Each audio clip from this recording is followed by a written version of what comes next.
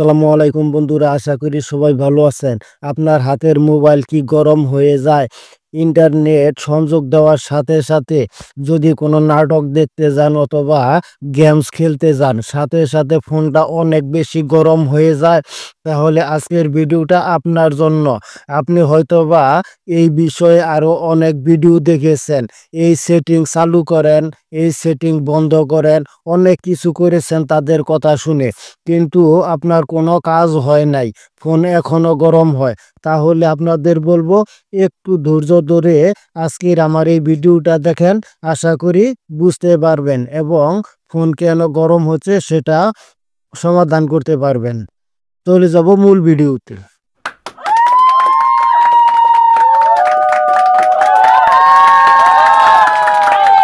বন্ধুরা, চলে আসলাম মূল ভিডিওতে।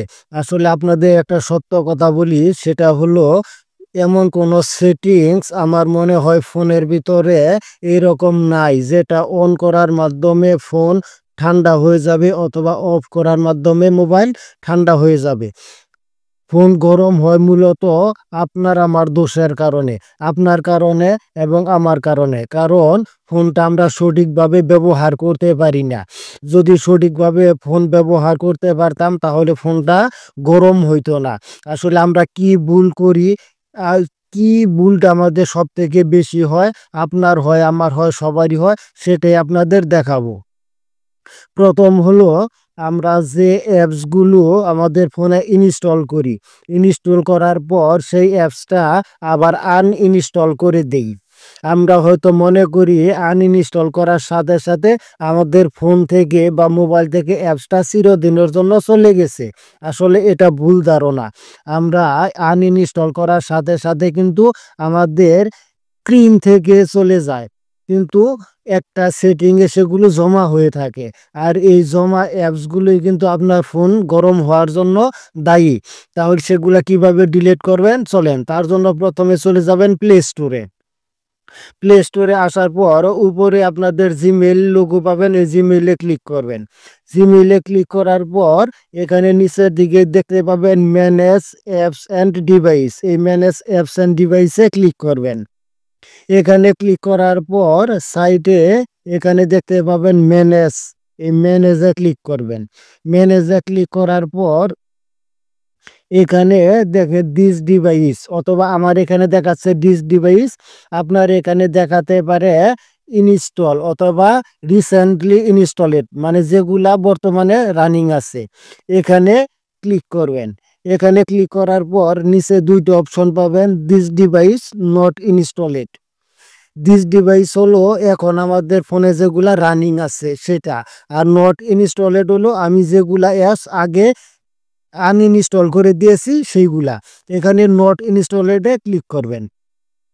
এখানে ক্লিক করার সাথে সাথেই কিন্তু এখানে আপনি যতগুলো অ্যাপস আনইনস্টল করে দিয়েছেন প্রত্যেকটা অ্যাপসই কিন্তু এখানে পেয়ে যাবেন।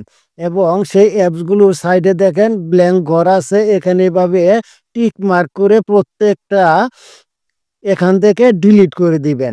তাহলে কি হবে, এগুলা আপনার জায়গা দখল করে আছে এবং এগুলা থেকে কিছু ক্যাশ অ্যাপস চালু হয় যেগুলা আপনার ফোনকে হ্যাং করে, গরম করে এবং স্লো করে দেয়। তারপরে এগুলো করার পর উপরে ক্রস আইকনে ক্লিক করবেন, করার পর এখানে রিমুভ বা পেয়ে যাবেন, এই রিমুভে ক্লিক করবেন। তাহলে কিন্তু এই যে এখন কিন্তু চিরদিনের জন্য আমার এখান থেকে অ্যাপসগুলো চলে গেল। দ্বিতীয় কারণ হলো, সেটা আমাদের ভুলের কারণেই।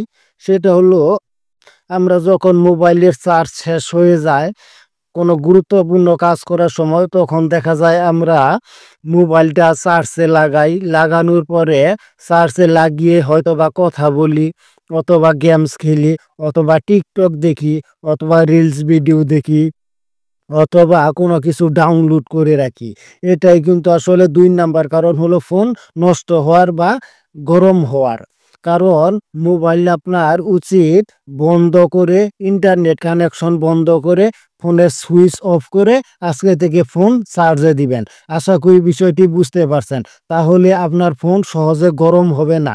আর তৃতীয় কারণ হলো এগুলো সেটিং করার পরেও যদি আপনার ফোন গরম হয় তাহলে বুঝে নিবেন আপনার ব্যাটারি দুর্বল, আপনার ব্যাটারি ব্যাকআপ কম।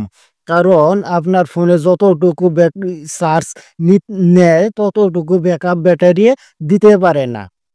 ভিডিওটি ভালো লাগলে অবশ্যই লাইক করবেন, আপনার মতামত কমেন্ট করবেন এবং সবাইকে দেখার জন্য বেশি করে শেয়ার করে দিবেন। ধন্যবাদ সবাইকে।